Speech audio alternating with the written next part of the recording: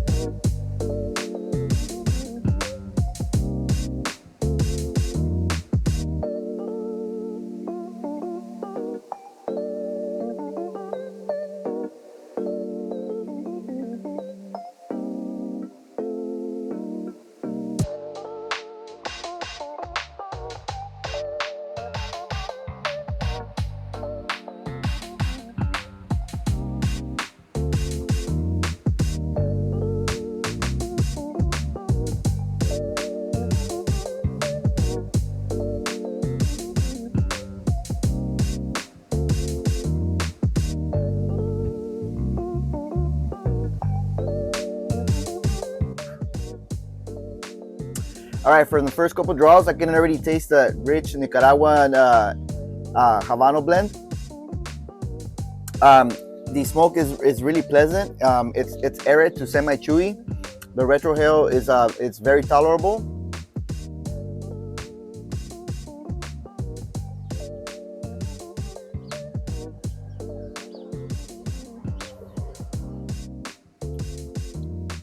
It's got a sweet, creamy profile with just a hint of pepper. And on the retrohale, I'm getting a little bit of a walnut finish.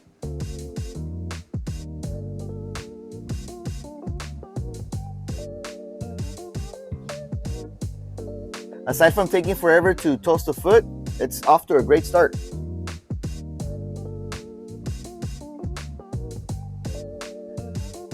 So yeah, let me go ahead and smoke this down to the first third, and I'll be back for an update.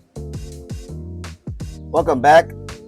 I'm at the end of the first third of this brick house, and as you can see, the ash is nice and white and stacked.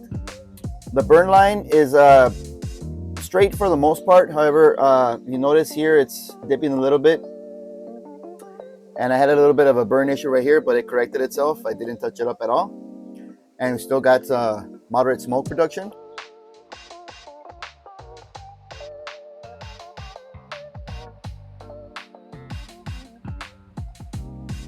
The crown cut also is holding up very well and nice. As far as the flavor profile is still consistent with the light up. It's a creamy profile. We got some cedar that snuck into the first third. We got that pepper. Somewhere along the first third, it was very potent and it was just lingering on my lips. On the retro, we have that nice walnut nutty finish.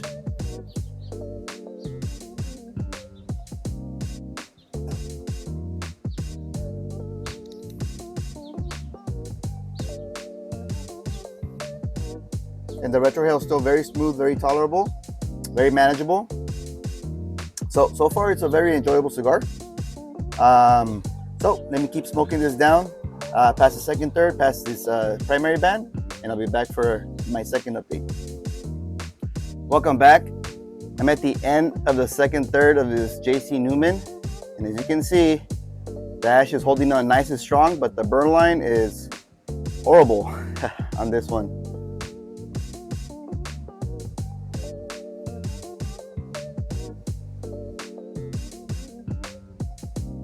However, it's still giving me lots of smoke.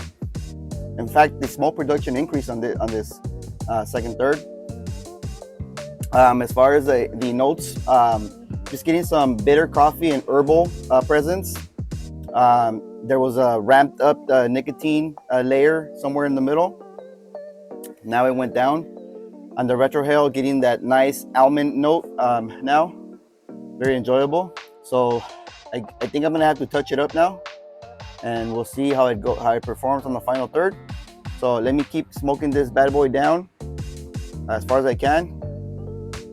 One thing I want to mention, this is a babysit stick, so you can't leave it unattended for too long.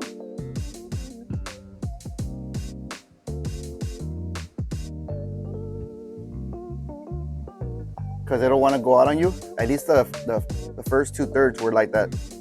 So yeah, I'll be back with my final update and closing thoughts on this cigar. See you in a bit. Welcome back. I'm at the end of this JC Newman Robusto Classic, and as you can see, the ash in the burn line is horrible again.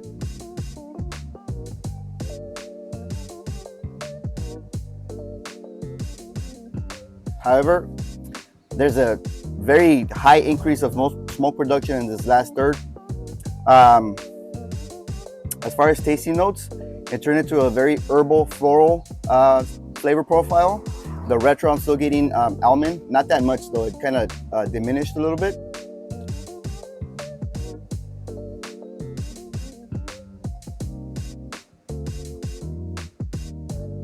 The retrohale is actually more smooth than the first and second thirds. The cigar has been burning for an hour and 20 minutes, which is pretty good for about an $8 single stick. And then the 5-pack is about $37, $35. You could get a box for about $170.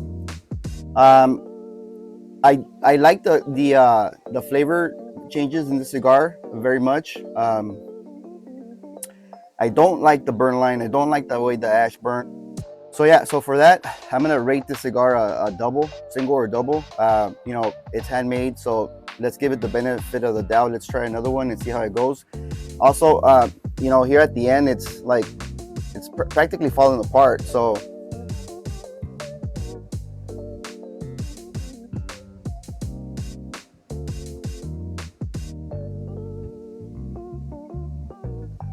that's all I have on this JC Newman. Thanks for watching. Don't forget to comment, like, and subscribe, and I'll catch you on the next one.